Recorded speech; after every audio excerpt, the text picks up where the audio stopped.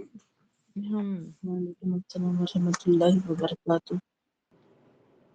اهلا وسهلا مرحبا. اعوذ باللہ من الشیطان الرجیم. بسم اللہ الرحمن الرحیم. رب اشرح لي صدری ویسر لي امری واحلل عقدۃ من لسانی یفقهوا قولی. رب زدنی علما. اللهم انی اسألک علما نافعا ورزقا طیبا وعملا متقبلا. رب یسر ولا تعسر وتمم بالخیر. آمین یا رب العالمین. میں امید کرتی ہوں آپ سب خیر عافیت سے ہوں گے، صحت اور ایمان کی بہترین حالت میں ہوں گے انشاءاللہ تعالی. الحمدللہ کل ہم نے سورۃ یوسف کا شارٹ تفسیر دیکھی تھی، کیونکہ کل ہمارا 13 پارے کا خلاصہ تھا، لیکن 13 پارے میں سورۃ یوسف کے کچھ آیتیں ہیں، اس میں سورۃ الارعاد اور سورۃ ابراہیم تھا. تو کل ہم نے صرف سورۃ یوسف کو ہی دیکھا تھا. انشاءاللہ ہم آج 13 پارے کا خلاصہ مکمل کرتے ہوئے 14 پارے کا خلاصہ دیکھیں گے.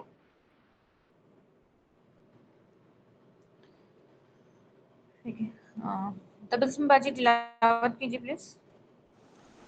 اعوذ باللہ من الشیطان الرجیم. بسم اللہ الرحمن الرحیم. الف لام میم را. تلك آیات الكتاب والذی انزل الیک من ربک الحق ولكن أكثر الناس لا يؤمنون. الله الذي رفع السماوات بغير أمد ترونها ثم استوى على العرش وسخر الشمس والقمر كل يجري لأجل مسمى يدبر الأمر يفصل الآيات لعلكم بلقاء ربكم توقنون. بارک اللہ فیکم.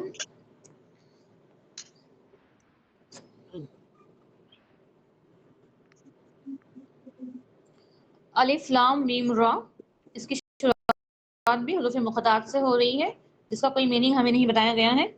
آگے کہا گیا ہے کتاب کی آیت ہے اور جو کچھ آپ کی رب کی طرف سے نازل کیا گیا ہے وہ حق ہے، لیکن اکثر لوگ نہیں جانتے. آواز نہیں آ رہی باجی، آپ نے سلو آ رہی.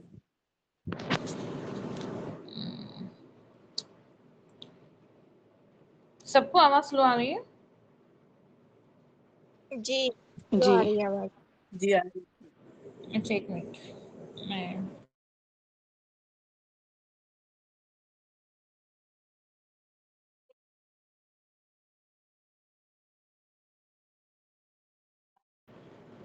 اب دیکھتے ہیں آواز آتی ہے یا نہیں. ابھی آ رہی ہے آواز؟ جی اب اچھی جی ہے. آ رہی ہے. جی اب آ رہی ہے. شاید مائک کا پرابلم ہے یا پھر نیٹ ورک کا، پتہ نہیں. یہ مینہاتل کو عادت ہے موبائل منہ میں ڈالنے کی یا پانی میں ڈالنے کی، تو شاید اس کی وجہ سے تھوڑا سا مائک کا پرابلم ہو رہا ہے.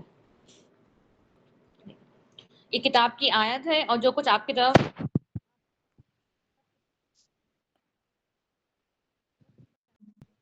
ہم دیکھتے ہیں کہ جب بھی اللہ رب العالمین جس صورت کی شروعات حروف مقطعات سے ہو رہی ہے تو ہمیں بتایا جا رہا ہے کہ یہ جو کتاب ہے، کتاب کے بارے میں ہمیں بتایا جاتا ہے کہ کتاب حق ہے، اللہ کی طرف سے نازل کی ہوئی کتاب ہے، اور لیکن اکثر لوگ نہیں جانتے ہیں. اللہ وہ ہے جس نے آسمانوں کو بغیر ستونوں کے پیدا کیا ہے، جنہیں تم دیکھتے ہو، پھر وہ عرش میں بلند ہوا اور اس نے چاند اور سورج کو مسخر کیا ہے. دیکھیں ہم نے جہاں پر بھی اگر ہم نے یہ آیتیں دیکھے ہیں کہ اللہ رب العالمین نے آسمانوں کو زمین کو بنایا ہے، ٹھیک ہے، اکثر تو اللہ تعالیٰ نے ساتھ میں یہ بھی بتا دیا ہے کہ 6 دنوں میں اللہ تعالیٰ نے اپنی قدرت سے آسمان کو زمین کو بنایا ہے، اس کے بعد اللہ رب العالمین عرش پر مسخر ہوا. ٹھیک ہے، اب اس کی اللہ کی ذات کو جیسا زیبا ہے، اللہ تعالیٰ اس طرح سے اپنے عرش پر بلند ہے. ہمیں وہ امیجن کرنے کی ضرورت نہیں ہے، اتنے ڈیپ میں جانے کی ضرورت نہیں کہ کس طرح سے عرش پر بلند ہے. ٹھیک ہے، ہمیں بتا دیا گیا ہے کہ اللہ تعالیٰ نے آسمانوں کو زمین کو بنایا ہے، 7 آسمانوں کا ذکر ہے، اس کے بعد اللہ رب العالمین اپنے عرش پر بلند ہوا. ٹھیک ہے، یہ اللہ نے بتا دیا، یہ کہیں پر بھی نہیں ہے. لیکن بڑے افسوس کی بات ہے جو اللہ تعالیٰ ہمیں بار بار بتاتے ہیں کہ کچھ لوگ ہیں جو گمراہ ہوئے ہیں، ٹھیک ہے، اکثر لوگ نہیں جانتے ہیں. تو اکثر لوگوں میں سے کچھ لوگ ویسے بھی ہیں جو مانتے تو ہیں کہ اللہ ایک ہے، ٹھیک ہے. اب اگر ہم نام نہ بھی لیں تو کچھ لوگوں کا عقیدہ ویسے بھی ہے جو لوگ کہتے ہیں کہ اللہ ہر طرف موجود ہے، ٹھیک ہے، ہر چیز میں موجود ہے، نعوذ باللہ، یا ہر طرف موجود ہے. ویسے بھی ماننے والے بہت ہیں جن کا یہ عقیدہ یہ غلط ہے. اگر ایسا بتانا ہوتا تو اللہ رب العالمین بتا دیتے کہ میں ہر طرف موجود ہوں. نہیں، اللہ کیا بتاتا ہے کہ اللہ عرش پر ہے، اور عرش پر سے ہی اس کی جو کائنات کا نظام ہے وہ سنبھالے ہوئے ہیں. اللہ کو ضرورت نہیں ہے ہر چیز میں یا ہر طرف موجود ہونے میں. لیکن بہت سارے مسلمان ہی ہیں جن کا عقیدہ کہیں تو بھی تھوڑا سا بگڑا ہوا ہے اور کہتے ہیں کہ اللہ ہر چیز میں موجود ہے. ایون ان کا یہ بھی کہنا ہوتا ہے کہ اللہ رب العالمین سورج میں، چاند میں، ہر طرف موجود ہے، لیکن یہ نہیں ہے. اللہ نے ہمیں کلیئر، تاکہ ہم گمراہ نہ ہوں، تاکہ ہمیں سمجھ میں آ جائے، ٹھیک ہے. ہم جو قرآن پڑھ رہے ہیں یہ آپ کے میرے تو الفاظ نہیں ہیں، نہ ہی کسی انسان کے الفاظ ہیں، نہ ہی کسی نبی کے الفاظ ہیں. یہ تو اللہ کا کلام ہے، یہ اللہ کے الفاظ ہیں. اللہ نے ہمیں بتا دیا ہے کہ وہ عرش پر بلند ہے، ہر ایک مقرر وقت کے لیے چل رہا ہے، وہ ہر کام کی تدبیر کرتا ہے اور کھول کھول کر نشانیاں بیان کرتا ہے تاکہ تم اپنے رب کی ملاقات کا یقین کر لو، ٹھیک ہے. اب اللہ کو کیا ہی ضرورت تھی کہ ہر چیز ہمیں کھول کھول کر بتائے، مثالیں بیان کرے تاکہ ہم عقل رکھیں، تاکہ ہمارے سمجھ میں آئے، ٹھیک ہے. اب ہر چیز جو چل رہی ہے، ٹھیک ہے، جو کائنات ہے جو چل رہی ہے، ہر چیز کا ایک مقرر وقت ہے، ایک فکس ٹائم تک وہ چلیں گی، اس کے بعد اللہ رب العالمین اسے تباہ کریں گے، ٹھیک ہے. کیونکہ ہمیں بتایا گیا ہے جو قیامت کی شروعات ہوں گی کس طرح سے ہوں گی. قیامت کی شروعات آسمان پھٹنے سے ہوں گی، ٹھیک ہے، زمین اپنے اندر کی بوجھ نکال باہر پھینکیں گی. یہ جو چیزیں بنائی گئی ہے اب سورج کو لپیٹ لیا جائیں گا، ٹھیک ہے. اب جو چیزیں بنائی گئی ہیں وہ ہمیشہ ہمیشہ فور ایور کے لیے تو نہیں ہے، ٹھیک ہے، فور ایور کے لیے صرف جنت اور جہنم ہی ہے. اب یہ چیزوں کو اللہ رب العالمین نے ایک تدبیر کے ساتھ بنایا ہے، ایک پلاننگ کے ساتھ میں بنایا ہے تاکہ ہم اس سے فائدہ اٹھائیں، ٹھیک ہے. یہ نہیں کہ ہم انہی چیزوں کی عبادت کریں تاکہ ہم ان سے فائدہ اٹھائیں. پھر ایک وقت آئے گا جب اللہ رب العالمین ان چیزوں کو بھی ختم کریں گے.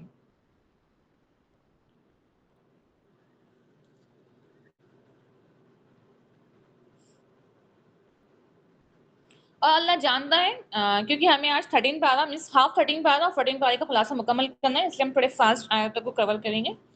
اللہ جانتا ہے جو ہر مادہ اٹھائے ہوئے ہیں اور رحم جو کچھ کم کرتے ہیں اور جو زیادہ کرتے ہیں، اور اس کے یہاں ہر چیز کا اندازہ مقرر ہے، ٹھیک ہے. تو بے شک آج مینس بیکاز آف ٹیکنالوجی آج جو بھی تھرو اسکین کے تھرو، ٹھیک ہے، سونوگرافی کے تھرو، اسکین کے تھرو پتہ چلتا ہے کہ آج جو بھی موومنٹس ہیں وہ کس طرح سے ہیں. لیکن جب کچھ نہیں تھا، جسٹ آپ لوگ پیچھے جائیے، یہ تو اب آئے ہیں، ٹھیک ہے. یہ جو بھی ٹیکنالوجی ہے، ڈیولپمنٹ جو ہوئی ہے یہ ابھی ہوئی ہے اس جنریشن میں یا کچھ سال پہلے. لیکن آدم علیہ السلام کے زمانے میں، موسیٰ علیہ السلام کے زمانے میں یا اس سے پہلے کون سی مشینیں سے تھی جو یہ سب چیزیں جانتی تھی کہ ماں کے پیٹ میں، ماں کے رحم میں کیا ہے، ٹھیک ہے. لیکن اللہ تو وہ ذات ہے جو پل پل کی موومنٹس کو پہچانتا ہے، جو تبدیلیاں ہوتی ہیں اللہ رب العالمین اس سے باخبر ہے. اللہ رب العالمین ہمیں اس لیے بتاتے ہیں تاکہ ہم عقل رکھیں، تاکہ ہمارا جو ایمان ہے وہ پختہ ہو جائے. اس کو پکارنا حق ہے اور جن کو اس کے سوا پکارتے ہیں وہ ان کی دعا قبول نہیں کرتے ہیں.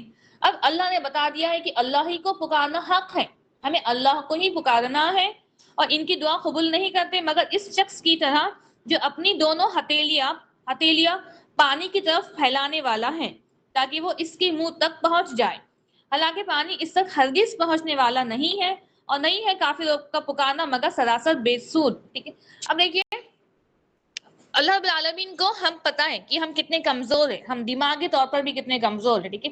اللہ رب العالمین تاکہ ہمیں بات سمجھ میں آئے اس لیے ایک مثالیں دے کر بتایا ہے، کئی مثالیں دے کر بتائے ہیں اور بار بار بتایا ہے، دہرائی گئی ہیں آیتیں، ایگزامپلس ہمیں بار بار ایگزامپلس دے کر بتایا گیا ہے. اب کیا کہا گیا ہے کہ جو اللہ کو ہی پکارنا حق ہے، ٹھیک ہے، ہمیں اللہ ہی کو پکارنا ہے. لیکن جو اللہ کے سوا کسی اور کو پکارتے ہیں ان کی مثال کیسی ہے؟ ویسے شخص کی ہے جو اپنی ہتھیلیاں، ٹھیک ہے، اگر ہم اپنی ہتھیلیوں پہ پانی لیں اور پانی اپنے منہ تک لے کر جانا چاہیں تو کیا وہ پانی ہمارے منہ تک آئے گا؟ اگر ہماری اسٹریٹ ہتھیلی ہے، ٹھیک ہے، ہم جو ہمارا ہاتھ ہے جو ہتھیلیاں ہے ہم اس کو اسٹریٹ رکھیں گے اور ہم چاہیں گے کہ ہم پانی ہتھیلی میں بھر کر ہم اس کو پیے یا ہمارے منہ تک وہ پانی آئے، تو یہ امپاسبل ہے، ٹھیک ہے، کیونکہ ہمیں جب پانی پینا ہوتا ہے، اگر ہم نے کبھی کسی نے نل سے پانی پیا ہے تو ہم تھوڑا سا ہمارے ہاتھ کو فولڈ کرتے ہیں، ٹھیک ہے، تاکہ پانی اس میں جمع ہو جائے، لیکن کوئی بھی اسٹریٹ ہاتھ رکھنے کے بعد ہتھیلی پر پانی نہیں لے آ سکتا ہے۔ جس طرح سے یہ امپاسبل ہے، تو اللہ تعالیٰ نے کہا ہے کہ اسی طرح سے جو جسے تم پکارتے ہو اللہ کے سوا، ٹھیک ہے، وہ تمہاری دعا قبول کر سکتے ہیں، اسی طرح سے وہ بھی کیا ہے، امپاسبل ہے۔ حالانکہ پانی اس تک ہرگز پہنچنے والا نہیں ہے، اور نہیں ہے کافروں کا پکارنا مگر سراسر بے سود، اور اسی طرح سے جو کافر پکارتے ہیں وہ کیا ہے، وہ بے سود ہے۔ اور آسمان اور زمین میں جو بھی ہے خوشی اور ناخوشی سے اللہ ہی کو سجدہ کر رہا ہے۔ اب یہاں پر آسمانوں میں اور زمینوں میں جتنے بھی مخلوق ہے سوائے انسان کے، ٹھیک ہے، جسٹ امیجن کیجیے جتنے بھی مخلوقات ہیں، ٹھیک ہے، جن اور انس کو چھوڑ کر، جن اور انس کو چھوڑ کر، انسانوں کو جنوں کو چھوڑ کر جتنی بھی مخلوقات ہیں، وہ نباتات ہو، چرندے پرندے جانور، زمین کے اندر ہو، آسمانوں میں ہو، ٹھیک ہے، ہر کوئی باریک سے باریک ہو، بہت بڑا جانور ہو، ٹھیک، ہر کوئی کیا کر رہا ہے، اللہ کی عبادت کر رہا ہے اور اللہ ہی کو سجدہ کر رہا ہے۔ اب یہ بتا دیا گیا ہے خوشی سے یا ناخوشی سے، لیکن کر تو رہا ہے سجدہ، اور ان کے سائے بھی صبح اور شام سجدہ کرتے ہیں، ٹھیک ہے۔ اب بتا دیا ہے، لیکن چوائس کسے دی ہے، ہمیں چوائس دی ہے، بس انسانوں کو ہی چوائس ملی ہے، باقی سب جو بھی ہے دنیا میں انسانوں کے علاوہ اور جنوں کے علاوہ، انہوں خوشی سے یا ناخوشی سے اللہ ہی کو سجدہ کر رہے ہیں۔ اور جو لوگ تعلقات کو نبھاتے ہیں جس کا متعلق اللہ نے حکم دیا ہے اور کہ اسے ملایا جائے، اور اپنے رب سے ڈرتے ہیں اور برے حساب سے ڈرتے ہیں، ٹھیک ہے۔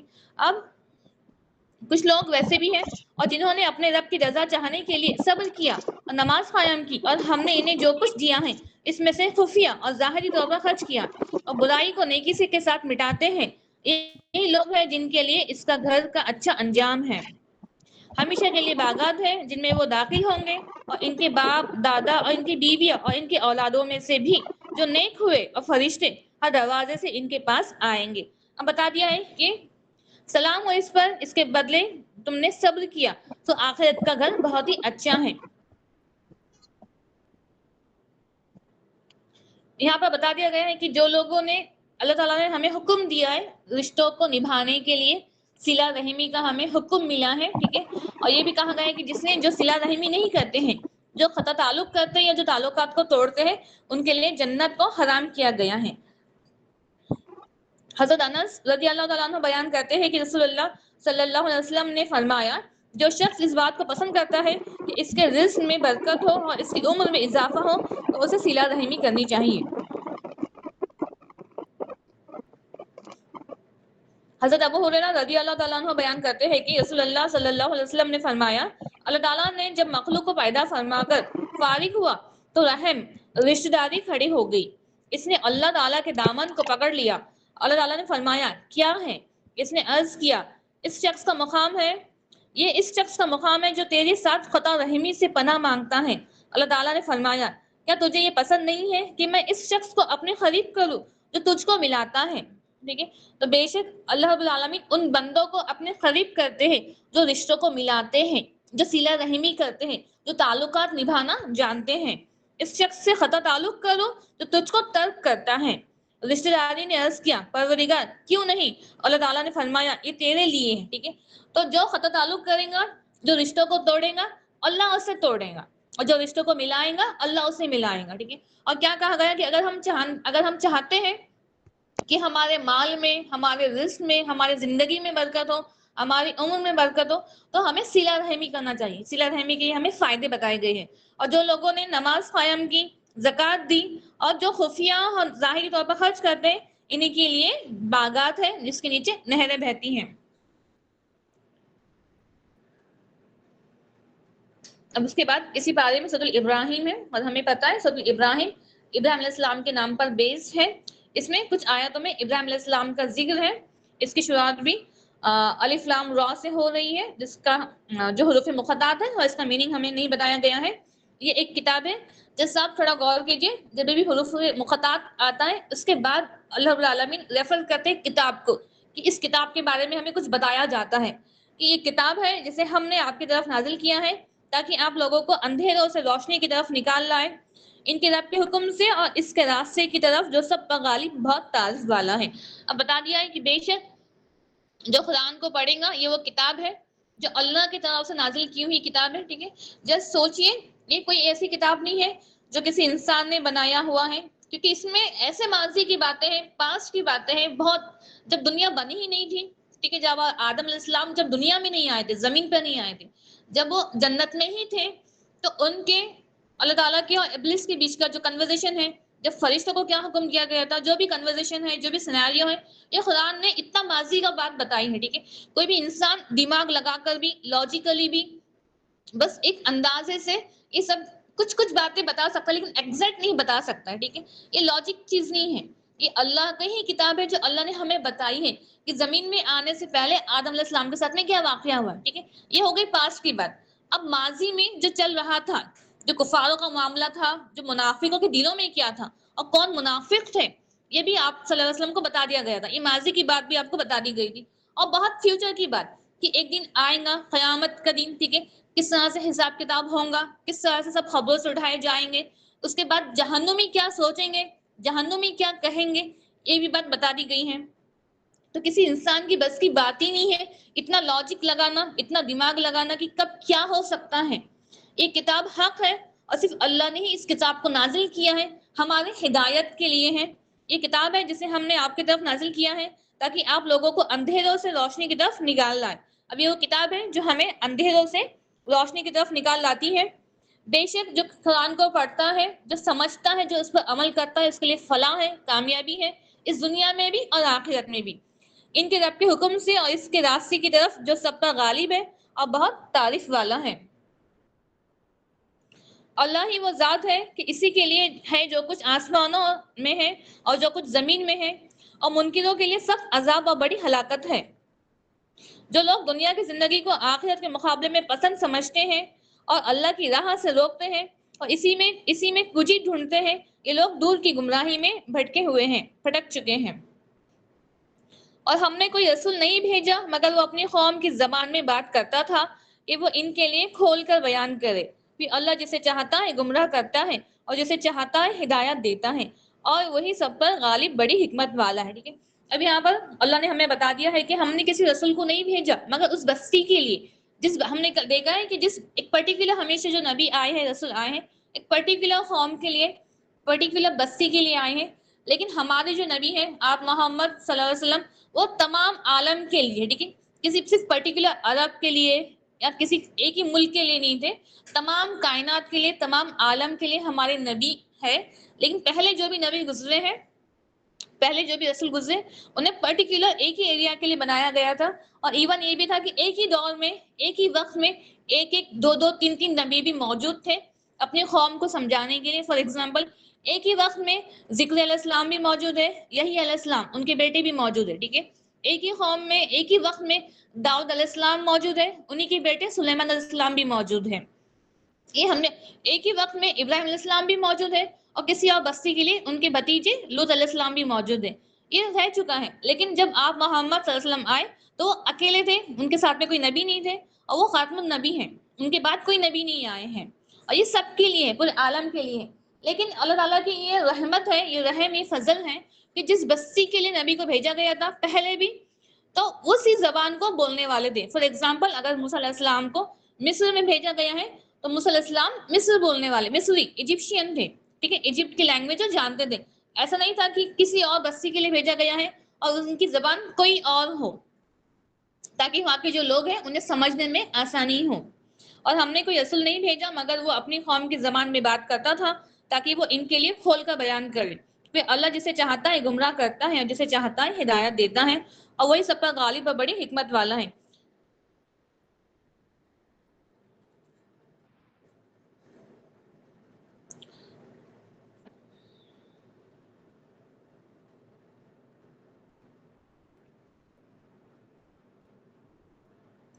اب آگے ابراہیم علیہ السلام کا واقعہ.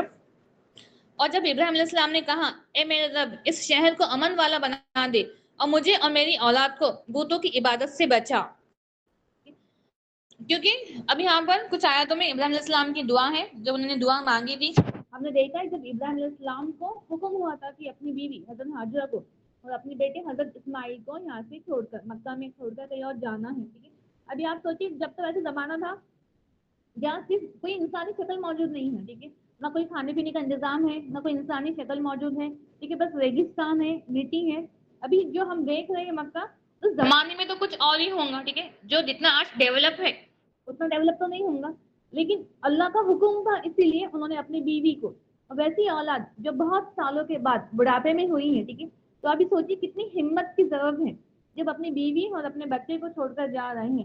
تو ظاہر سی بات ہے سب سے پہلے ان کے مائنڈ میں جو بات آئی ہے وہ کیا ہے؟ پیس، سیفٹی کی. اور انہوں نے کیا دعا مانگی؟ اور جب ابراہیم علیہ السلام نے کہا اے میرے رب اس شہر کو امن والا بنا، ٹھیک ہے، کیونکہ اسی بستی میں تو اپنی بیوی اور بچے کو چھوڑ کر جا رہے ہیں نا. کیا دعا مانگی؟ کہ اس بستی کو امن والا بنا دے اور مجھے اور میری اولاد کو بتوں کی عبادت سے بچانا. اے میرے رب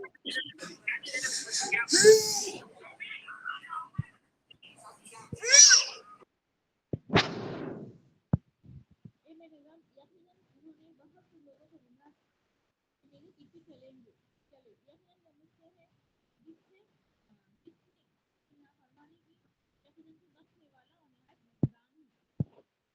اے میرے رب کو وادی کو بسایا ہے تو کسی کھیتی باڑی کے لائق نہیں ہے، تیری حکومت آواز نہیں آ رہی باجی.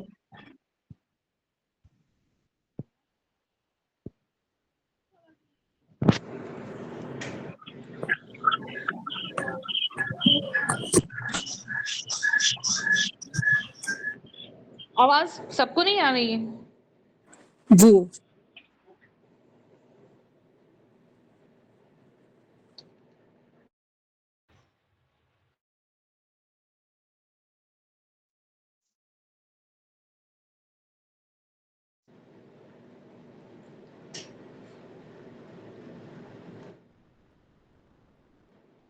اے ہمارے رب، بسم اللہ الرحمن الرحیم، اے ہمارے رب بے شک میں نے اپنی اولاد کو اس وادی کو بسایا ہے جو کسی کھیتی باڑی کے لائق نہیں تھی، تیری رحمت تیری حرمت والے گھر کے پاس. اے ہمارے رب تاکہ نماز قائم کرے، بس لوگوں کے دل اس کی طرف مائل کر دے اور انہیں پھلوں سے رزق عطا فرما تاکہ وہ شکر کرے. آواز آ رہی ہے آپ کو؟ جی اب اچھی آ جی رہی ہاں جی. ہے. جی. ابراہیم علیہ السلام کی یہ دعا تھی کہ دعا مانگی کہ اس بستی میں، ٹھیک ہے، ہمیں پتہ ہے جو عربستان ہے، عرب کے علاقے میں کچھ ایگریکلچر نہیں ہے، کچھ کھیتی باڑی نہیں ہے، لیکن پھر بھی ابراہیم علیہ السلام نے دعا مانگی تھی کہ جو بھی یہاں پر آنے والے ہیں تیری عبادت کے لیے، ٹھیک ہے، جو طواف کے لیے آئیں گے، ٹھیک ہے، جو تیری عبادت کے لیے آئیں گے، ویسے لوگوں کو جو تیری فرما بردار ہے ویسے لوگوں کو تو اپنے رزق سے نواز، ٹھیک ہے. ہم دیکھتے ہیں کہ یہاں پر ہمیشہ 12 مہینے آپ کو ویسے پھل دکھیں گے جس کا موسم نہیں بھی ہے، کیونکہ یہاں سے ہر طرف سے امپورٹ ایکسپورٹ چالو ہے، ٹھیک ہے. ہمیشہ آپ کو یہاں پہ پھل جو بھی کھانے پینے کی تعداد ہے، اگر ہم دیکھتے ہیں کہ عمرے میں یا حج کے ٹائم میں اتنی ہیوج پاپولیشن آ جاتی ہیں، لیکن کسی کو بھی پھر بھی کھانے کی کمی نہیں ہوتی ہے، ٹھیک ہے. لیکن یہ ابراہیم علیہ السلام کی دعا تھی کہ انہوں نے دعا مانگی تھی کہ ایسی جگہ، ایسی زمین جہاں پہ کوئی کھیتی باڑی نہ ہے، پھر بھی ان لوگوں کو تو اپنے رزق سے نواز. اور سیکنڈ یہ اگر ہم نے سورۃ البقرہ جب ہم نے دیکھے تھے تو اس دعا کے جواب میں اللہ نے کہا تھا کہ میں ان لوگوں کو بھی دوں گا، ان لوگوں کو بھی تھوڑا فائدہ دوں گا جو کفر کرتے ہیں، ٹھیک ہے. تو اگر ایسا ہوتا، اگر ابراہیم علیہ السلام دعا کرے کہ ہاں صرف جو تیری عبادت کرتے ہیں یا جو بھی فرما بردار ہے انہی کو تو رزق دے، ٹھیک ہے، تو اللہ نے کیا جواب دیا تھا کہ ہاں میں انہیں بھی دوں گا جو کفر کرتے ہیں، انہیں بھی تھوڑا دوں گا جو کفر کرتے ہیں. اگر ابراہیم علیہ السلام کی دعا مکمل طور پر قبول ہو جاتی تو ظاہر سی بات ہے جو بھی کفر کرنے والے یہاں پر موجود ہیں، ٹھیک ہے، جو نان مسلمس آتے ہیں تو وہ تو بھوکے ہی مر جاتے ہیں. لیکن اللہ نے کیا کہا تھا کہ جو کفر کر رہے ہیں یا جو نافرمانی کرتے ہیں میں انہیں بھی تھوڑا دوں گا. اے ہمارے رب یقیناً تو جانتا ہے جو ہم چھپاتے ہیں اور جو ہم ظاہر کرتے ہیں، اور زمین اور آسمان میں اللہ پر کوئی چیز مخفی نہیں ہے. بے شک اللہ تعالیٰ سے کوئی بھی چیز چھپی ہوئی نہیں ہے، نہ زمین میں نہ آسمان میں. سب تعریف اللہ کی ہے جس نے مجھے بڑھاپے میں اسماعیل اور اسحاق عطا کیے ہیں. اب ابراہیم علیہ السلام نے یہاں پہ شکر ادا کیا کہ تمام تعریفیں صرف اللہ ہی کے لیے ہیں جس سے مجھے بڑھاپے میں اسماعیل علیہ السلام اور اسحاق دیے ہیں. بے شک میرا رب خوب دعا سننے والا ہے. بے شک اللہ رب العالمین نے ایک بڑھاپے کی ایج میں ابراہیم علیہ السلام کو اولاد سے نوازا تھا. جو فرسٹ وائف حضرت سارہ تھے، ٹھیک ہے، اور سیکنڈ وائف حضرت ہاجرہ تھے. اب جب حضرت سارہ سے ان کو کوئی اولاد نہیں دی، بہت عرصہ گزر چکا تھا، پھر جب ابراہیم علیہ السلام کا نکاح حضرت ہاجرہ سے ہوا، ٹھیک ہے، سیکنڈ وائف جو تھے حضرت ہاجرہ، تو ان سے اسماعیل علیہ السلام ہوئے. ٹھیک ہے. اس کے 10 سال کے بعد حضرت اسحاق علیہ السلام ہیں. دونوں بھائیوں میں جو گیپ ہے وہ 10 سال کا ہے. اور ہم نے کل دیکھا ہے کہ اسحاق علیہ السلام ٹھیک ہے انہی میں بہت سارے نبیوں کو مبعوث کیا گیا ہے. ایک کے بعد ان کی جنریشن آگے بڑھی اور اسی میں نبیوں کو مبعوث کیا گیا تھا. ہزاروں نبی وہیں آئے ہیں, انہی جنریشن میں آئے ہیں اور فلسطین میں ہی تھے. لیکن جو دوسرے بھائی تھے اسماعیل علیہ السلام, ان پر نبوت آ کر تھم گئی تھی. ایک بھائی میں تو چلتے ان کے خاندان آگے بڑھے نبوت کے ذریعے, اس میں بہت سارے نبی آئے. لیکن ایک بھائی جو اسماعیل علیہ السلام تھے ان پر نبوت آ کر تھم گئی تھی. ان کی جنریشن میں کوئی نبی نہیں آئے تھے. ان کا خاندان مکہ میں آگے بڑھا لیکن کوئی نبی نہیں آئے. کہ اس میں جو نبی آئے وہ آخر آپ محمد صلی اللہ علیہ وسلم ہی تھے. اے ہمارے رب میری ماں باپ کو بخش دے اور ایمان والوں کو بھی جس دن حساب قائم ہوگا. دیکھیے بہت ہی بہترین دعا ہے جسے ہمیں ہمیشہ پڑھنا چاہیے. ربنا اغفر لی ولوالدی وللمؤمنین یوم یقوم الحساب. اے ہمارے رب مجھے اور میرے ماں باپ کو بخش دے اور ایمان والوں کو بھی جس دن حساب قائم ہوگا. ان سے جو لوگ ظلم کر رہے ہیں اللہ کو ہرگز غافل نہ سمجھو, وہ تو ان کو اس دن کے لیے مہلت دے رہا ہے جس میں آنکھیں کھلی کی کھلی رہ جائیں گی. ٹھیک ہے, اب جو بھی غافل ہے یا جو بھی کوئی برا کام کر رہا ہے دنیا میں, جس امیجن کیجیے جو بھی ظالم ہے یہ نہ سمجھا جائے کہ مطلب یہ اتنا برے کام کر رہے ہیں پھر بھی عیش آرام سے ہیں, اچھے سے ہیں. اللہ نے کیا کہا ہے کہ انہیں بس مہلت ملی ہے. جو بھی وہ کام کر رہے ہیں, جو بھی گمراہی میں ہے, ٹھیک ہے, جو بھی سرکشی کر رہے ہیں انہیں مہلت دی ہے, انہیں چانس دیا ہے, یا تو پلٹ جاؤ یا جو کچھ کر سکتے ہیں کر لو. اس حال میں کہ دوڑنے والے اپنے سروں کو اوپر اٹھائے ہوئے ہوں گے, ان کی نگاہ کی طرف نہیں پلٹیں گی اور ان کے دل اڑے جا رہے ہوں گے. ان لوگوں کو اس دن سے ڈراؤ جب ان پر عذاب آئے گا جس دن لوگ ظلم کیے کہیں گے اے ہمارے رب ہمیں کچھ وقت کی مہلت دے, ہم تیری دعوت قبول کریں گے اور رسولوں کی پیروی کریں گے. کیا تم نے ان سے پہلے قسمیں نہ کھائی تھی کہ تمہارے لیے کوئی بھی زوال نہیں ہوگا. ٹھیک ہے, اب اس وقت جب قیامت میں جب کفار دیکھ لیں گے اس وقت کیا کہیں گے کہ ہمارے رب ہمیں کچھ وقت کی مہلت دے تاکہ ہم ایمان لائیں اور رسولوں کی پیروی کریں. لیکن ایٹ دا اینڈ اس وقت ایمان لانے کا کوئی فائدہ نہیں ہے. جس دن زمین کو دوسری زمین کے ساتھ بدل دیا جائے گا اور آسمان بھی بدل دیا جائے گا اور لوگ اللہ کے سامنے پیش ہوں گے جو اکیلا اور بڑا زبردست ہے. اور آپ اس دن مجرموں کو زنجیروں میں ایک دوسرے کے ساتھ جکڑتے ہوئے دیکھیں گے. ٹھیک ہے, اب جس وہ حشر کا دن امیجن کیجئے کہ ویسا دن جس دن جو زمین ہم دیکھ رہے ہیں اس زمین کو دوسری زمین سے بدل دیا جائے گا, آسمان کو بھی بدل دیا جائے گا اور لوگ اللہ کے سامنے پیش ہوں گے جو اکیلا اور بڑا زبردست ہے. ہم سب کی پیشی ہوں گی اس اللہ کے سامنے جو زبردست ہے. اور آپ اس دن مجرموں کو زنجیروں سے ایک دوسرے کے ساتھ جکڑتے ہوئے دیکھیں گے. ان کی قمیضیں گندک کی ہوں گی اور ان کے چہروں کو آگ ڈھانپے ہوئے ہوں گی.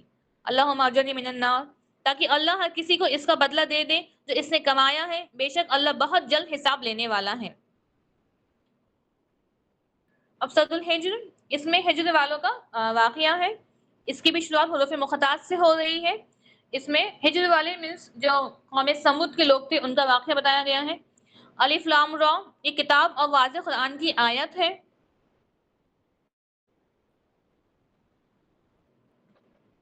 وقت آئے گا کہ وہ لوگ جو کافر ہوئے چاہیں گے کہ کاش وہ مسلمان ہوتے. اب یہاں پہ بتا دیا گیا ہے کہ جو کفار ہیں, ٹھیک ہے, ایسا وقت آئے گا جو کفار ہے وہ کہیں گے کہ کاش ہم مسلمان ہوتے. اب مفسرین کا کہنا ہے کہ یہ دو وقت ہو سکتے ہیں. ایک وقت جب انہیں ہم نے دیکھا ہے کہ جب ان کی روح قبض کریں گے, ٹھیک ہے, تو فرشتے ان کے چہرے پر اور پشت پر ضرب لگائیں گے اور مارتے ہوئے ان کی روحوں کو نکالا جائے گا. تو ہو سکتا ہے کہ وہ بھی وقت ہوگا جب کفار آرزو کریں گے کہ کاش ہم مسلمان ہوتے, یا قیامت کے دن جب وہ دیکھ لیں گے ان کے ساتھ میں جو انجام ہوگا, یا جب وہ جہنم کو دیکھ لیں گے تو وہ آرزو کریں گے کہ کاش ہم مسلمان ہوتے.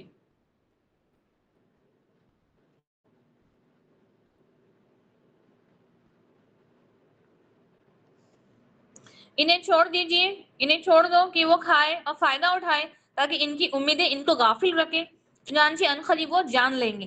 اب یہاں پر اللہ رب العالمین نے دو ٹوک انداز میں بول دیا ہے نبی سے مخاطب ہے کہ آپ انہیں ان کے حال پر چھوڑ دیجئے, ٹھیک ہے, تھوڑا غصے میں ناراضگی کے ساتھ میں, کہ بس وہ کھائے پیے اور فائدہ اٹھائے تاکہ ان کی امیدیں ان کو غافل رکھے, چنانچہ عنقریب وہ جان لیں گے. ٹھیک ہے, ہم کسی کو اگر ہم ایک بات سمجھا رہے ہیں ایٹ دا اینڈ ہم کیا بولتے ہیں کہ اب ان کو ان کے حال پر چھوڑ دو، جو ان کو کرنا ہے کریں گے، لیو اٹ. تو اسی طرح سے کہ اب ان کو اتنا سمجھانے کے بعد کفار مکہ کو جب اتنی بات سمجھائی جا رہی ہے، ان کو بات نہیں سمجھ میں آ رہی، ٹھیک ہے، ان کا ایمان نہیں ہے، تو اللہ تعالیٰ نے کیا کہا کہ بس چھوڑ دیجیے، بس وہ کھائے پیے اور فائدہ اٹھائے، ٹھیک ہے. اور دیکھیے ایک مومن کا رویہ یہی نہیں ہوتا ہے کہ بس کھانا ہے پینا ہے، بس جو بھی چیزیں ہمارے لیے اسے فائدہ اٹھانا ہے، ٹھیک ہے. یہ تو کفاروں کا رویہ ہے. یہ چیز اللہ تعالیٰ نے پسند نہیں کی، بس کہ ہمیں انجوائمنٹ ہمارے لیے پسند نہیں کیا گیا ہے. کیا کہا گیا ہے؟ ان کا رویہ ہے کہ بس وہ کھائیں گے پیئیں گے اور فائدہ اٹھائیں گے، ان کی امید ان کو غافل رکھے، چنانچہ عنقریب وہ جان لیں گے. اور ہم نے کسی بستی کو ہلاک نہیں کیا مگر اس لیے کہ اس کا وقت لکھا ہوا ہے، ٹھیک ہے. اور ہر ایک بستی کو، ہر ایک قوم کو جب بھی ہلاک کیا گیا ہے، جب جب ان پر عذاب آیا ہے، تو وداؤٹ اینی ریزن تو عذاب نہیں آیا ہے، انہیں سمجھایا گیا ہے، انہی کے ظلم کی وجہ سے جب انہوں نے انکار کیا تو ان پر عذاب آیا ہے، اور انہیں ایک مہلت دی گئی ہے. جب وہ مہلت ختم ہوئی، جب ان کا مقرر وقت لکھا تھا، اسی وقت عذاب آیا ہے. نہ اس میں ایک پل کی بھی دیری ہوئی ہے، نہ ایک پل کی اس میں جلدی ہوئی ہے. کوئی امت اپنے وقت سے نہ آگے نکل سکتی ہے اور نہ وہ پیچھے رہ سکتی ہے. انہوں نے کہا جس شخص پر قرآن نازل کیا گیا ہے یقیناً وہ پاگل ہے. نعوذ باللہ، یہ اس زمانے میں بھی کفار مکہ کا بھی یہی رویہ تھا، اور جتنے بھی نبی گزرے ہیں سب کا بھی مطالبہ یہی تھا کہ جو بھی رسول گزرے ہیں وہ کیا ہے، نعوذ باللہ وہ تو مجنون ہے، وہ پاگل ہے یا پھر جادوگر ہے. ہمارے پاس فرشتے کیوں نہیں لے آتا اگر سچوں میں سے ہیں؟ ہم فرشتوں کو نہیں نازل کرتے مگر حق کے ساتھ، اور اس وقت وہ مہلت نہیں دے جاتے ہیں، ٹھیک ہے. اور کیونکہ جب انہیں ڈرایا جا رہا ہے، انہیں بات سمجھائی جا رہی، تو کہتے ہیں کہ ہم پر کوئی فرشتہ کیوں نہیں آتا، ٹھیک ہے، جو عذاب کے بارے میں آپ کہہ رہے ہیں. اب کفار مکہ نے یہ بھی کہا ہے کہ جس چیز سے آپ ہمیں ڈراتے ہیں، ٹھیک ہے، اب اتنے سال گزر رہے ہیں، سال پہ سال گزر رہے ہیں، ہم پر وہ عذاب کیوں نہیں آ رہا ہے، ٹھیک ہے، ہم پر کوئی فرشتہ کیوں نہیں آ رہا ہے. تو اللہ نے اس کا جواب دیا ہے کہ ہم فرشتوں کو نازل نہیں کرتے مگر حق کے ساتھ. اب فرشتے کوئی ایسی چھوٹی مخلوق تو نہیں ہے، ٹھیک ہے، کہ وہ لوگ مطالبہ کریں گے اور ان کو پروف کرنے کے لیے آسمان سے فرشتے آ جائیں.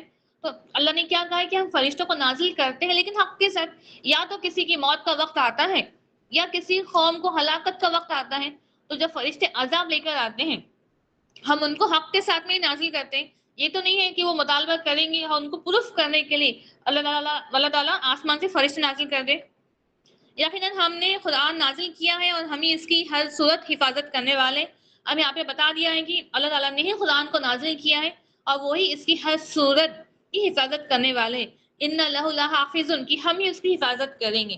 اور ہم دیکھتے ہیں کہ دنیا میں جب سے قرآن کا نزول ہوا ہے اور آخر قیامت تک کے، اس میں کسی بھی چیز کا بدلاؤ نہیں آئے گا، ٹھیک ہے.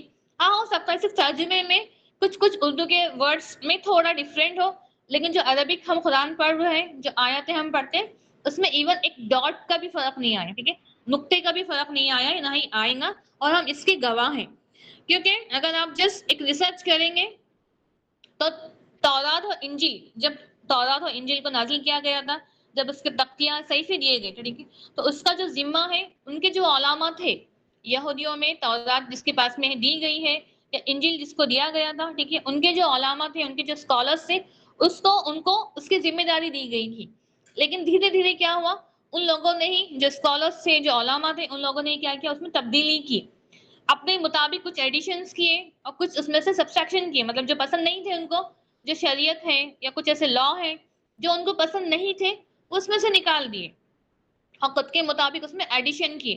ہم دیکھتے ہیں کہ ابھی بھی ہر سال ایک ہمیں تورات جسے کہتے ہیں یا انجیل، ہمیں ہر سال اس کا ایک نیو ایڈیشن ملتا ہے، ٹھیک ہے، ہر سال اس میں کچھ نہ کچھ چینجز ہوتے ہیں. لیکن الحمدللہ آپ 100 سال 200 سال 300 سال پہلے کی آپ قرآن چیک کیجئے، آج کی قرآن چیک کیجئے، ہمیں قرآن ایک ہی ملیں گے، ٹھیک ہے. ہمیں لائبریری میں جائیے، آپ جسٹ چیک کیجئے، جو ریلیجیس کتابیں ہیں اس کو چیک کیجئے، ہر سال اس میں ایڈیشن ہوتے ہیں، ہر سال کچھ نہ کچھ نیو ہے. لیکن قرآن ہمیں ویسی کتاب ہے جو واحد ایک ایسی کتاب ہے جو ہمیشہ سے جو صورت میں تھی وہی صورت میں موجود ہے. کیوں؟ کیونکہ اس کا ذمہ اللہ نے لیا ہے، اور کیا کہا ہے کہ ہم ہر صورت اس کی حفاظت کریں گے. اور تحقیق ہم نے آپ سے پہلے گروہ میں بھی رسول بھیجے ہیں، اور ان کے پاس جو رسول آیا ہے انہوں نے اس کے ساتھ مذاق کیا ہے. اس طرح ہم یہ بات مجرموں کے دلوں میں داخل کر دیتے ہیں، وہ اس پر ایمان نہیں لاتے. یقیناً یہی لوگوں کا طریقہ رہا ہے، یہی پہلے لوگوں کا طریقہ رہا ہے. ٹھیک ہے. تو جو کفار ہیں تو ان نے کیا نہیں کی، جتنے اس سے پہلے جو بستیاں ہلاک کی گئی ہیں سب کا یہی رویہ رہا ہے کہ جب رسولوں کو بھیجا گیا ہے ان کا انکار کیا ہے، ٹھیک ہے، ایمان نہیں لایا ہے، اور کیا کیا ہے، اور مذاق اڑایا ہے. اگر ہم ان پر آسمان سے کوئی دروازہ کھول دیں بس وہ اس میں چڑھے، یقیناً یہی کہیں گے کہ ہماری آنکھیں بند کر دی گئی ہیں بلکہ ہم پر جادو کر دیا گیا ہے. ٹھیک ہے. اب کہا ہے کہ اگر، کیونکہ اللہ تعالیٰ بہتر جانتے ہیں کس کے دل میں کیا ہے. اگر کفار کہہ بھی رہے کہ ہم پر کوئی فرشتہ نازل کیوں نہیں کیا گیا ہے یا کوئی معجزہ کیوں نہیں ہوتا، تو اللہ نے بتا دیا کہ ان کا رویہ، ٹھیک ہے، ان کے دل کیا ہے، ان کے دل تو غلاف میں ہے، نہ انہیں حق بات سمجھ میں آتی ہے نہ سنائی دیتی ہے. اگر ہم ان کے لیے آسمان سے دروازے بھی کھول دیں اور وہ آسمان کے دروازے پر چڑھے بھی، تو کیا کہا ہے، وہ لوگ ایسے ہیں، یہ کہیں گے، یقیناً یہی کہیں گے کہ ہمارے آنکھوں پر ہماری آنکھیں بند کر دی گئی ہیں اور بلکہ ہم پر جادو کر دیا گیا ہے.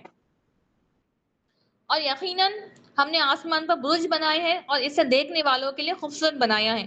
تو بے شک اللہ رب العالمین نے برج آسمانوں کو ستاروں سے چمکایا ہے، اس میں ان کے ایک الگ فنکشن سے ایک الگ دنیا ہے، ٹھیک ہے، جو گیلیکسی ہے ان کی دنیا کچھ الگ ہے لیکن دیکھنے والوں کے لیے خوبصورت بھی ہے. ہمیں تو علم نہیں ہے جو اوپر جو دنیا چل رہی ہے، جو گیلیکسی میں جو چل رہا ہے، ہمیں اس کا علم نہیں ہے، لیکن جب ہم دیکھتے ہیں تو ہمیں آسمان اور ہمیں ستارے خوبصورت نظر آتے ہیں.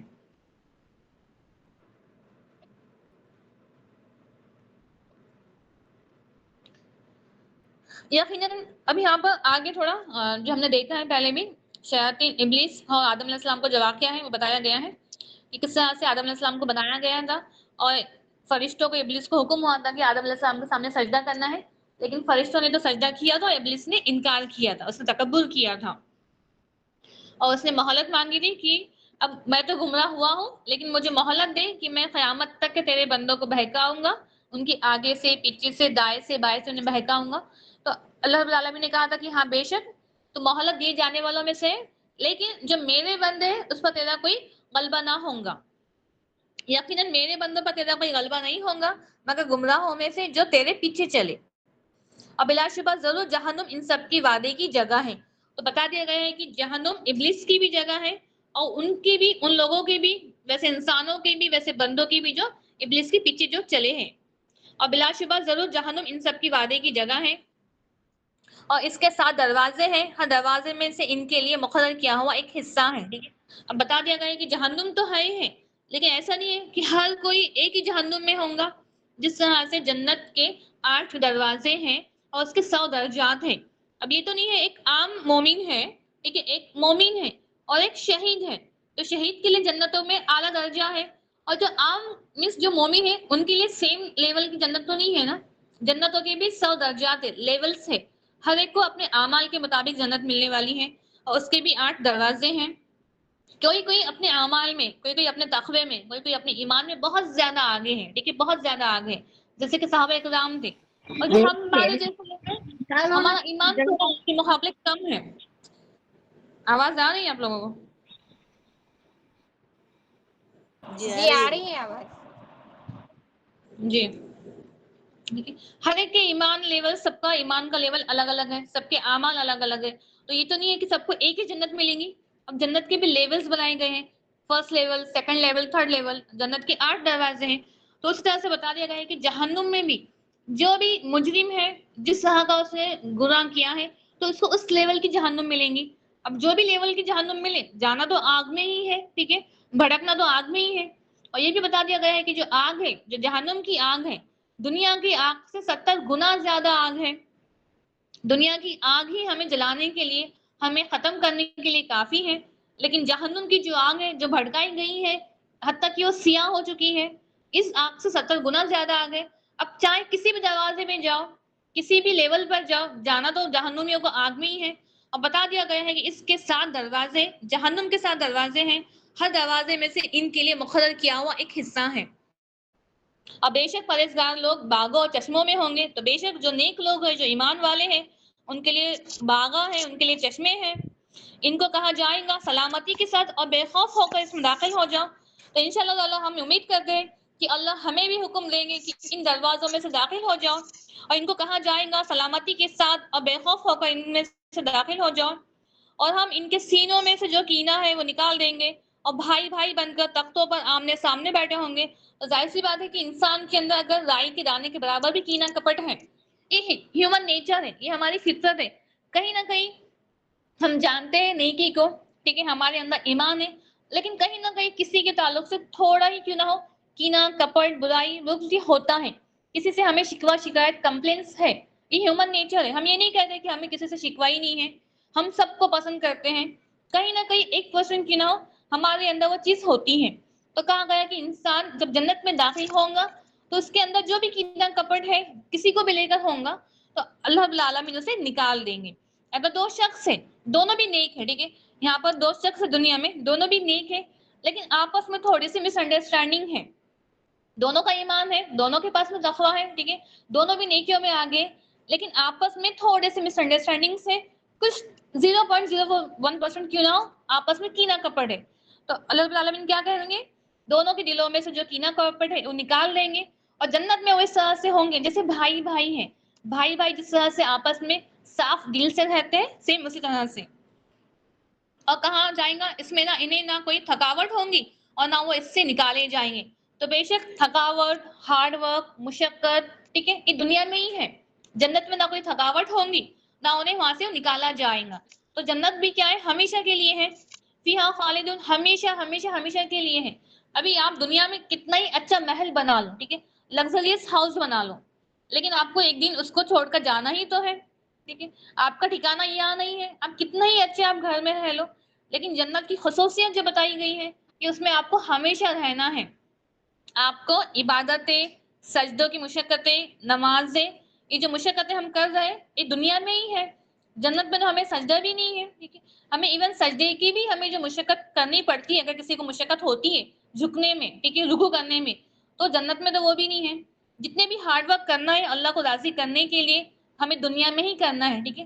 ابھی آپ سوچئے جنتیوں کے بارے میں کیا کہا گیا ہے کہ ایون جنتی، حالانکہ جنت میں ہوں گے، جنتی ہے، لیکن بس انہیں وہاں پر جا کر افسوس ایک ہی چیز کا ہوگا کہ ہم نے دنیا میں جنتی ہے، ٹھیک ہے، نیک اعمال کے سبب اللہ کی رضا کے ساتھ میں، اللہ کی رحمت کے ساتھ میں جنت میں داخل کیے گئے ہیں، لیکن پھر بھی افسوس ہوگا کہ ایک پل، وہ وقت جو ہم نے اللہ کی عبادت کے بنا گزارا ہے، جس میں ہم نے اللہ کا ذکر نہیں کیا ہے، تو جنتیوں کو ان پلوں پر افسوس ہوگا۔ تب یہ آپ سوچیں جتنے بھی ہم پل اگر ضائع کر رہے ہیں، ہم ویسٹ کر رہے ہیں، تو ہم کتنا افسوس کریں گے کہ ہم نے بس زندگی ہوئی گزاری ہے، جو وقت ہمیں استعمال کے لیے دیا گیا تھا ہم نے اس وقت کا غلط فائدہ اٹھایا ہے۔ میرے نبی میرے بندوں کو خبر دے دیجئے کہ بے شک میں بڑا بخشنے والا، رحم کرنے والا ہوں۔ یہاں پر اللہ نے ہمیں بتا دیا ہے کہ ہم تک یہ بات پہنچا دیجئے کہ اللہ رب العالمین بہت زیادہ بخشنے والے ہیں اور بہت زیادہ رحم کرنے والے ہیں، اور بے شک پھر میرا عذاب بھی دردناک ہے۔ اب جو لوگوں نے کفر کیا ہے، ایمان نہیں لائے، تو ان کے لیے عذاب بھی دردناک ہے، لیکن یہ اللہ تعالیٰ کا یہ کہنا ہے، حدیث قدسی ہے کہ میں نے اپنے اوپر ظلم کو حرام کیا ہے، اور میری جو رحمت ہے میرے عذاب پر، میرے غصے پر سبقت لے جا چکی ہے۔ اللہ تعالیٰ کا جتنا رحم ہے وہ سب سے زیادہ ہے، اس کے عذاب سے، اس کے غصے سے اس کی جو رحمت ہے وہ بڑی ہے۔ اب سورۃ النحل، نحل ہمیں پتہ ہے جو شہد کی مکھی ہوتی ہے اسے کہتے ہیں نحل، کیونکہ اس میں شہد کی مکھی کا ذکر ہے، اس لیے اس سورے کا نام اس بیس پر رکھا گیا ہے۔ اب کیونکہ ہم دیکھتے ہیں کچھ ایسے سورے بھی ہیں جس میں نمل، چنڈی کا واقعہ ہے، ٹھیک ہے، اور جس میں کئی جگہوں پہ عنکبوت، مکڑی کا واقعہ ہے، تو کفاروں نے ایون یہ بھی کہا تھا کہ اگر تم اللہ کی بات کرتے ہو جو آسمان و زمین کا بادشاہ ہے، جو دنیا کو بنانے والا ہے، اتنی بڑی ہستی ہے، پھر اتنی بڑی ہستی ہو کر ایسے چھوٹے چھوٹے ایگزامپلس کیوں دیتے ہیں، ٹھیک ہے، ایسے جو مثالیں ملتے ہیں چنڈی کے، شہد کی مکھی کے، یہ ایسے مثالیں کیوں دیتے ہیں؟ تو اللہ نے یہ بھی جواب دیا ہے کہ بے شک وہ نہیں شرماتا، کوئی بھی چیز کو بیان کرنے پر اللہ رب العالمین نہیں شرماتے ہیں۔ اب چھوٹی بھی چیز ہے تو اس کا مالک، اس کو بنانے والا بھی اللہ، یہ زمین اور آسمان بڑی بھی مخلوق ہے تو اس کو بنانے والا بھی اللہ ہے۔ اللہ کا حکم آ گیا ہے تو اس کے لیے جلدی نہ کرو، وہ پاک ہے اور بہت بلند ہے اس سے جو وہ شرک بناتے ہیں۔ وہ اپنے حکم سے وحی کے ساتھ فرشتوں کو اپنے بندوں میں سے جس پر چاہتا ہے نازل کرتا ہے کہ لوگوں کو متنبہ کرو کہ بے شک میرے سوا کوئی معبود نہیں ہے، لہٰذا مجھے سے ڈرتے رہو۔ اس نے آسمان اور زمین کو ٹھیک ٹھیک پیدا کیا ہے، وہ اس سے بہت بلند ہے جنہیں وہ شرک بناتے ہیں۔ اس نے انسان کو ایک قطرے نطفے سے پیدا کیا ہے، پھر نگاہ وہ جگڑنے والا ہو گیا. اور اب یہاں پہ بتا دے رہا ہے کہ بے شک جو ہماری حقیقت ہے، انسان کو بہت ہی ایک حقیر پانی سے پیدا کیا گیا ہے، کھنکھناتی ہوئی مٹی سے، کچڑ کی مٹی سے پیدا کیا گیا ہے. ٹھیک ہے، لیکن آپ سوچئے کہ ہماری حقیقت کیا ہے، ہمیں کس طرح سے پیدا کیا گیا ہے. لیکن انسان کے اندر جو تکبر ہے، جو انا ہے، ٹھیک ہے، اب مٹی سے پیدا کیا گیا ہے، مٹی میں ہی جانا ہے، ہمیں کھوکھلا تو مٹی میں ہی ہونا ہے، واپس اسی سے ہمیں زندہ ہونا ہے. لیکن انسان جو تکبر لیے ہوئے ہے، تکبر کیا کرتا ہے؟ انسان کو گمراہ کرتا ہے. اور چوپاہوں کو اس نے پیدا کیا ہے تمہارے لیے، ان میں سے گرمی حاصل کرنے کا سامان ہے، اور بھی بہت سی فائدے ہیں انہیں تم سے جو تم کھاتے ہو، انہی سے تم کھاتے ہو. ٹھیک ہے، اب بتا دیا کہ جو جانوروں کو پیدا کیا گیا ہے، تو بے شک جانوروں سے بھی ہم بہت زیادہ فائدہ اٹھاتے ہیں. اب کچھ جانور ویسے بھی ہیں جن سے ہم وول بناتے ہیں، ٹھیک ہے، جس کے ہم اسکن سے، جس کے ہم بالوں سے شاید وول نکالتے ہیں، جس سے ہم گرم کپڑے بناتے ہیں. تو بے شک یہ جو بھی چوپائے ہیں، جو بھی اینیملز ہے، ویسے بھی ہے جس سے ہم خوب فائدہ اٹھاتے ہیں، اور جس سے ہم کھاتے پیتے بھی ہیں. ظاہر سی بات ہے، ہم جانوروں کا جو ہمارے لیے حلال ہے، ہم ان کا گوشت بھی کھاتے ہیں، ہم ان سے دودھ بھی لیتے ہیں. اور ایسے بھی کچھ اینیملز ہیں جس کی اسکن سے، جس کے بالوں سے ہم وول استعمال کرتے ہیں، اس سے ہم جو گرم کپڑے وہ بھی پہنتے ہیں، بناتے ہیں. تو یہ اللہ رب العالمین کی قدرت ہے. یہ جو بھی چیزوں کو بنایا گیا ہے تاکہ ہم اس سے فائدہ اٹھائیں، اور ہم کیا کریں؟ ہم اللہ رب العالمین کا شکر ادا کریں. اور تمہارے لیے ان میں سے ایک جمال ہے جب تم شام کو چرا کر لاتے ہو اور جب صبح کو چرانے کو لے جاتے ہو. اور وہ اور تمہارے لیے ان میں سے ایک جمال ہے جب تم شام کو چرا کر لاتے ہو اور جب وہ صبح کو چرانے کو لے جاتے ہو، اور وہ تمہارے بوجھ اس شہر تک لے جاتے ہیں جہاں تم تھے جسمانی مشقت کے بغیر پہنچ نہیں سکتے. بے شک تمہارا رب بڑا مہربان ہے، نہایت رحم کرنے والا ہے. اب یہاں پر بتا دیا ہے وہ بھی جانور جس کو ہم چراتے ہیں، ٹھیک ہے، جس کو لے کر جاتے ہیں چرانے کے لیے صبح اور شام. ابھی اگر ہم دیکھتے ہیں تو میکسیمم جو بھی نبی گزرے ہیں، تو کہا گیا ہے کہ جو بھی نبی گزرے تو میکسیمم جو نبی ہے وہ بکریاں جو چراتے ہیں، بکریاں چرانے والے تھے. کیونکہ ابھی آپ دیکھو، اگر آپ دیکھے ہوں گے تو بکریاں جو چرانے کے لیے لے کر جاتے ہیں، تو ان کے اندر، جانوروں کے اندر کوئی بھی سیدھے راستے نہیں چلتے، سب کے سب ایک کے بعد ایک اسٹریٹ نہیں چلتے، کبھی کوئی ادھر کبھی کوئی ادھر. ٹھیک ہے، تو انہیں لکڑیاں مار مار کے انہیں سیدھے اسٹریٹ کرنا پڑتا ہے، ایک راستے پہ انہیں لے کے جانا پڑتا ہے. کیونکہ ایسا نہیں ہے جو بھی بکریاں ہیں یا جو بھی دوسرے جانور ہوتے ہیں جسے چرایا جاتا ہے کہ سب کے سب ڈسپلین کے ساتھ میں ایک ہی لائن ہو کر چلیں گے، نہیں، کوئی کچھ ادھر، کوئی کچھ ادھر، کوئی آگے کوئی پیچھے. جو چروائے ہوتے ہیں، چرانے والے، ٹھیک ہے، انہیں ان کو مار کر، آوازیں دے کر انہیں سیدھے اسٹریٹ چرانا پڑتا ہے. تو اسی لیے جو نبیوں کا رویہ رہا ہے کہ ان کی جو امت ہے، ٹھیک ہے، جو قوم ہے، جو بندے ہیں، تو کوئی بھی سیدھے راستے پر نہیں تھے، کوئی بھی ایک راستے پر نہیں تھے. اس کے لیے بہت صبر کی ضرورت تھی. اور سب کے نیچر میں جتنے بھی نبی گزرے ہیں انہیں ایک صبر ملا تھا، ٹھیک ہے، کہ کس طرح سے اپنے قوم کو سمجھانا ہے. کچھ تھے اس میں سے ایمان والے، کچھ تھے کفر کرنے والے، کسی نے انکار کیا، کسی نے مذاق اڑایا. ایون مذاق بھی اڑایا گیا ہے نبیوں کا. کچھ ایسے الفاظ کہے گئے کہ اگر معمولی انسان ہوتا تو شاید آگے سمجھانے کی ہمت ہی نہ کرتا، آگے دعوت دینے کی مینس تبلیغ کرنے کی ہمت ہی نہ کرتا، کہ اتنا سمجھایا جا رہا ہے پھر بھی مذاق اڑایا جا رہا ہے، پھر بھی کہہ رہے کہ تو مجنون ہے، یہ تو جادوگر ہے، نعوذ باللہ. لیکن یہ نبیوں کا ہے کہ ان کے اندر جو صفات ملی ہے، جو صبر کی ملی ہے، اور انہوں نے کیا کیا، ان کے اندر ایک رویہ تھا کہ کس طرح سے صبر کے ساتھ میں قوم کو سمجھایا جائے. اور وہ تمہارا بوجھ اس شہر تک لے جاتے ہیں جہاں تم تھے جسمانی مشقت کے بغیر پہنچ نہیں سکتے. بے شک تمہارا رب بڑا مہربان ہے، نہایت رحم کرنے والا ہے. تو کچھ یہ فائدے ہیں جو جانوروں سے انسان اٹھاتا ہے تاکہ انسان کیا کرے؟ اللہ رب العالمین کا شکر ادا کرے. اور اس نے زمین میں پہاڑ گاڑ دیے کہ زمین تمہیں ہلا نہ دے، اور نہریں اور راستے بنائے تاکہ تم منزل تک پہنچ پاؤ. ٹھیک ہے، ابھی آپ سوچیے کہ زمین ہے، اب زمین کو مینس ایک اسٹیبلٹی دینے کے لیے کہا گیا ہے کہ اللہ رب العالمین نے پہاڑ بنا دیا. ٹھیک ہے، ابھی آپ سوچیے کہ پہاڑ کتنے مضبوط ہوتے ہیں. اگر فار ایگزامپل اگر ہم صرف ایک ٹینٹ بھی ہمیں بنانا ہوتا ہے یا کوئی پتلی چادر ہے، ٹھیک ہے، اگر بس زمین چھوڑیے، اگر صرف پتلی چادر ہے تو پتلی چادر ہم صرف یوں بچھا نہیں سکتے ہوا میں، ہمیں پتہ ہے وہ اسٹیبل ہو ہی نہیں سکتی ہیں. اس کو اسٹیبلٹی دینے کے لیے ہم کچھ نہ کچھ اس کے اوپر وزن رکھتے ہیں. تو سیم اسی طرح سے تاکہ زمین کو ایک قوت ملے، ایک اسٹیبلٹی ملے، اس لیے اللہ رب العالمین نے اس پر پہاڑ بنائے تاکہ زمین ہمیں لے کے ڈھلک نہ جائے، یہ ہمارے فائدے کے لیے ہے۔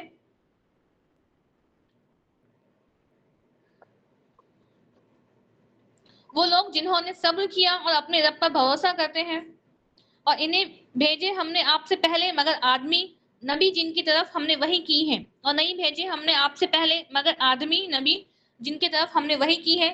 اگر تم نہیں جانتے ہو تو اہل ذکر سے پوچھ لو۔ اب بتا دیا گیا ہے کہ جتنے بھی نبی کو بھیجا گیا ہے، جتنے بھی نبی ہے، وہ تمام کے تمام کیا تھے؟ وہ بشر تھے، وہ آدمی تھے، کسی بھی عورت کو نبوت لے کر نہیں بھیجا گیا ہے۔ اور کیونکہ ان لوگوں نے یہ بھی کہا ہے کہ صرف نبی کو ہی کیوں، مینس کوئی آدمی کو ہی کیوں نبوت ملی ہے، تو اللہ رب العالمین نے اس کا جواب اس طرح سے دیا ہے کہ زمین میں رہنے والے آدمی ہیں، ایک انسان ہے، اس لیے انسانوں کو ہی نبوت ملی ہے، آدمیوں کو ہی نبوت ملی ہے۔ اگر زمین پہ رہنے والے فرشتے ہوتے تو ظاہر سی بات ہے اللہ رب العالمین فرشتوں میں سے کسی ایک کو چنتا۔ ان لوگوں نے یہ بھی کہا ہے کہ اگر اتنی بڑی کتاب ہے تو کسی فرشتے پر نازل کیوں نہیں کی گئی ہے، ایک معمولی بشر پہ کیوں نازل کی گئی ہے، نعوذ باللہ۔ تو اللہ نے جواب بھی دیا ہے کہ زمین میں رہنے والے انسان ہیں، اس لیے انسان اسی میں سے انسان کو چوز کر کے ایک آدمی کو نبوت ملی ہے۔ اگر دنیا میں رہنے والے فرشتے ہوتے تو بے شک اللہ رب العالمین کسی فرشتے پر نبوت ظاہر کرتے۔ لیکن اگر آپ سوچئے، کیونکہ جو بھی قرآن ہے، جو بھی شریعت ہے، ہم دیکھتے ہیں کہ ہر چیز کو آپ محمد صلی اللہ علیہ وسلم نے ہر چیز کو امپلیمنٹ کر کے بتایا ہے، ہر چیز ہمیں کر کے بتائیے فزیکلی طور پہ، تاکہ ہم سمجھ جائیں، ہر بات کرنا ہمارے لیے آسان ہے۔ اگر ایک چیز کسی فرشتے پر نازل کی جاتی تو کفار کیا کہتے؟ یہ قرآن پر عمل کرنا تو فرشتوں کی بس کی بات ہے، یہ تو انسانوں کی بس کی بات ہی نہیں ہے۔ لیکن بے شک اللہ رب العالمین جانتا ہے کس وقت کیا کام کرنا ہے اور کس پر اپنا فضل دینا ہے۔ اور بلا شبہ تمہارے لیے چوپاؤں میں سے بڑی عزت ہے، ہم ان کے لیے ان کے پیٹوں میں سے گوبر اور خون کے درمیان سے تمہیں خالص دودھ پلاتے ہیں جو پینے والوں کے لیے مزیدار ہے۔ ابھی یہاں پہ بتا دیا گیا کہ جو جانور ہے، جو دودھ دینے والا جانور ہے، ٹھیک ہے، تو اس کے لیے ہم جو فائدہ اٹھاتے ہیں، جو ہم دودھ پیتے ہیں، ٹھیک ہے، کہا گیا کہ ہم اس کے پیٹوں میں سے ہاں گوبر اور خون کے درمیان۔ اگر آپ نے کوئی اگر کسی نے پڑھے ہوں گے اینیمل فزیولوجی تو انہیں پتا ہے کہ جو دودھ کا جو پروڈکشن ہوتا ہے کس طرح سے ہوتا ہے، تو اس میں لیکن ایک غلاظت کی چیز سے پیٹوں میں سے اور گوبر اور خون کے درمیان، ٹھیک ہے، دودھ کو بنایا جاتا ہے۔ یہ اللہ کی قدرت ہے، یہ ہم نہیں جانتے، یہ اللہ کی قدرت ہے۔ لیکن جب ہم دودھ پیتے ہیں تو دودھ کتنا ایک دم شفاف وائٹ کلر کا ہوتا ہے، ٹھیک ہے، صاف، ہم دکھنے کو دودھ ایک دم صاف دکھتا ہے، اس میں ہمیں کبھی بھی کوئی بھی ایسی گندگی، غلاظت، خون کی اسمیل یا گوبر کی اسمیل ہمیں کبھی فیل نہیں ہوئی۔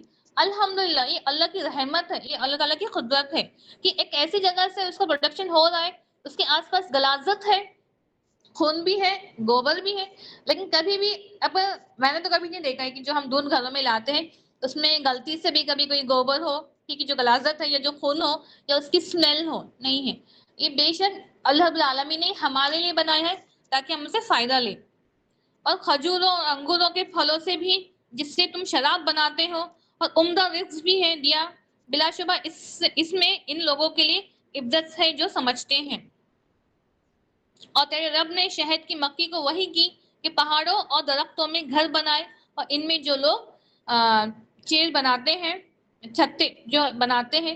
اب آپ دیکھیے یہاں پہ جو نحل کا ذکر ہے، نحل مدھو مکھی جسے ہم کہتے ہیں، بی شہد کی مکھی، تو کہا گیا کہ جو شہد کی مکھی ہے تو وہ بھی اپنے مرضی کے مطابق کچھ نہیں کرتی ہے، جو شہد بنا رہی ہے وہ اپنے مرضی کے مطابق نہیں بناتی ہے، اسے اللہ ہی حکم دیتا ہے، اللہ اس کے دل میں وہی ڈالتا ہے کہ کب کیا کرنا ہے۔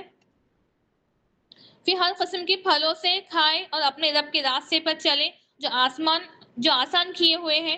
ان کے پیٹوں میں سے پینے کے لیے شہد نکلتا ہے جس کے رنگ مختلف ہے، اس میں لوگوں کے لیے شفا ہے، اس میں ان لوگوں کے لیے یقیناً نشانی ہے جو غور و فکر کرتے ہیں۔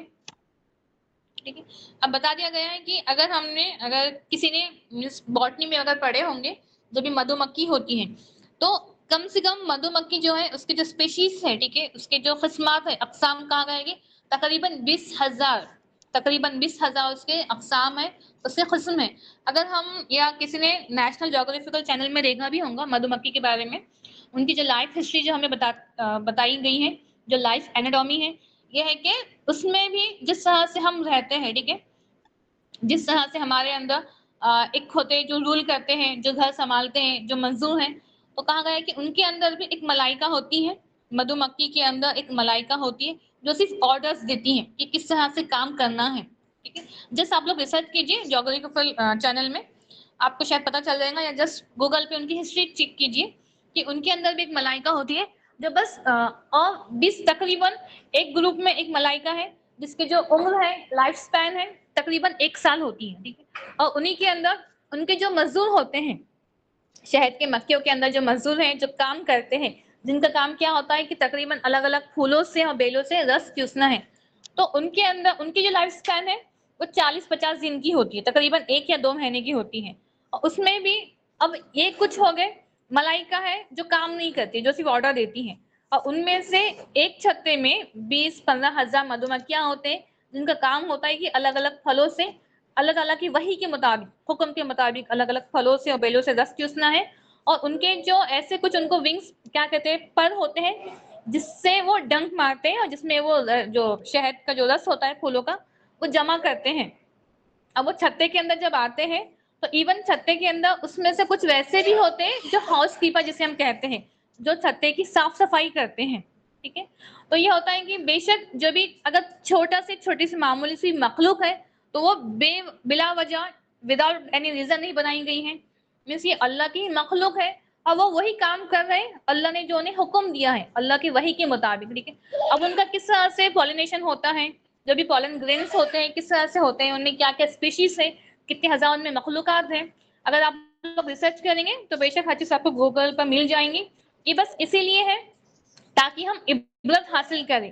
بے شک اللہ ہی ہے ان کے پیچھے بنانے والا، اللہ ہی ہے ان کی جو لائف سائیکل چل رہی ہے وہ بھی اللہ ہی ہے اس کو بنانے والا. اور ان میں بھی مدھو مکھی میں بھی جو چنڈی ہوتے ہیں، ٹھیک ہے، جو جسے ہم اینٹ کہتے ہیں، نمل جسے کہا گیا ہے، اگر آپ ان کے بارے میں بھی دیکھیں گے تو ان کے اندر بھی ایک ان کا بہت ہی عالیشان ان کا رول ہے کہ ان کے اندر ایک کچھ ہوتے ہیں جو لیڈرز ہیں، ان کے کچھ ورکرز ہوتے ہیں، اور کس طرح سے وہ رول کرتے ہیں، کس طرح سے وہ کام کرتے ہیں، وہ سب آپ کو گوگل پر آرام سے ان کی جو بھی ایناٹومی ہے وہ مل جائیں گی.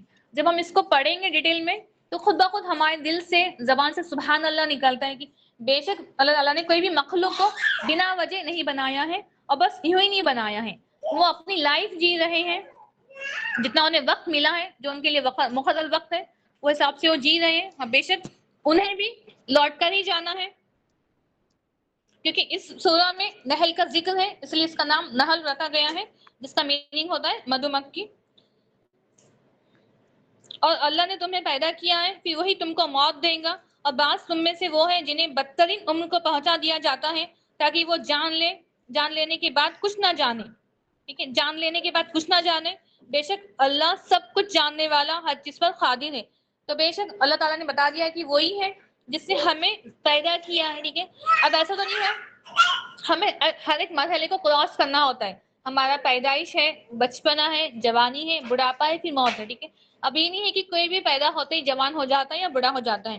کہا گیا ہے کہ تم میں سے کچھ ایسے بھی ہیں جو اپنے بدترین ایج میں، بدترین عمر میں پہنچ جاتے ہیں. اب بدترین عمر کون سی ہوتی ہے؟ بدترین عمر بڑھاپے کی ہوتی ہے. بدترین عمر بڑھاپے کی. بے شک بچپن ایک ایسا بچپن ہے جہاں پہ ہمارے کیئر ٹیک کرنے کے لیے ہمارے پیرنٹس موجود ہوتے ہیں. الحمدللہ ہمیں ملے ہیں الحمدللہ. کچھ ویسے بھی ہیں جنہیں جو شاید پیدا ہوتے ہی یتیم ہو جاتے ہیں. ٹھیک ہے، لیکن یہ جس پر اللہ العالمین کا فضل ہے وہ اسی کی رحمت ہوتی ہے.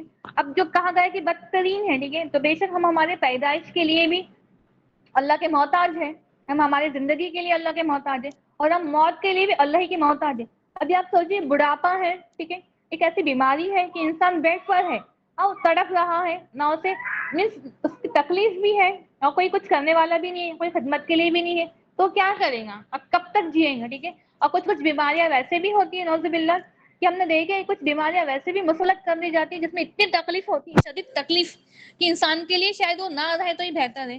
تو بے شک انسان اپنی موت کے لیے بھی اللہ کا ہی محتاج ہے.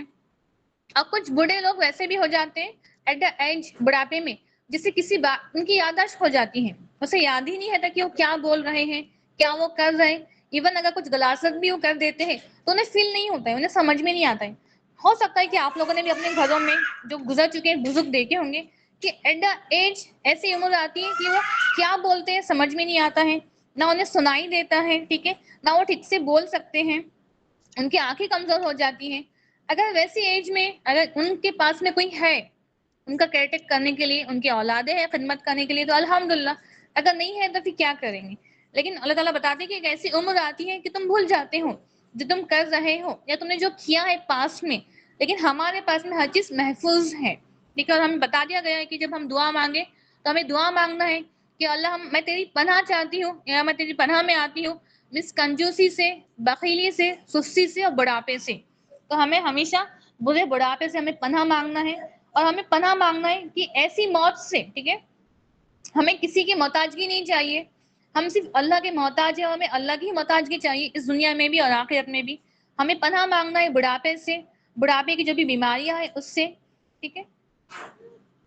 حضرت سعد اپنے بیٹوں کو یہ کلمات یاد کروایا کرتے تھے کہ سعید کہتے ہیں اللہ کے رسول نماز کے بعد پناہ مانگا کرتے تھے کہ الہی میں بزدلی سے پناہ چاہتا ہوں، الہی میں کنجوسی سے تیری پناہ طلب کرتا ہوں، الہی میں نہایت بے بس زندگی سے پناہ مانگتا ہوں، الہی میں دنیا کے شر اور قبر کے عذاب سے تیری پناہ طلبگار ہوں، پناہ کا طلبگار ہوں.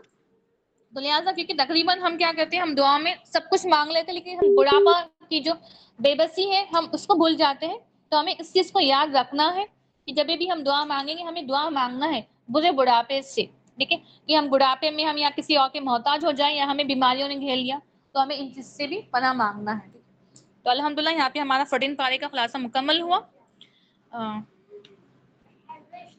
کل ہم نے سورۃ الملک کی 5 آیتوں کی تلاوت دیکھی تھی، تو انشاءاللہ ہم اس کے آگے کی 5 آیتیں دیکھتے ہیں. اب جو بھی سسٹر سن رہی ہے جسٹ خود کو چیک کیجیے کہ ویدر جو ہمارا ریسائٹیشن ہے وہ درست ہے یا نہیں ہے، ٹھیک ہے. سفورہ تلاوت کیجیے پلیز. السلام علیکم ورحمۃ اللہ وبرکاتہ. اعوذ باللہ من الشیطان الرجیم. بسم اللہ الرحمن الرحیم. وَلِلَّذِينَ كَفَرُوا بِرَبِّهِمْ عَذَابُ جَهَنَّمَ وَبِئْسَ الْمَصِيرُ. إِذَا أُلْقُوا فِيهَا سَمِعُوا لَهَا شَهِيقًا وَهِيَ تَفُورُ تَكَادُ تَمَيَّزُ مِنَ الْغَيْظِ كُلَّمَا أُلْقِيَ فِيهَا فَوْجٌ سَأَلَهُمْ خزنتها ألم يأتكم نذير قالوا بلى قد جاءنا نذير فكذبنا وقلنا ما نزل الله من شيء إن أنتم إلا في ضلال كبير. وقالوا لو كنا نسمع أو نعقل ما كنا في أصحاب السعير. صدق الله العظيم.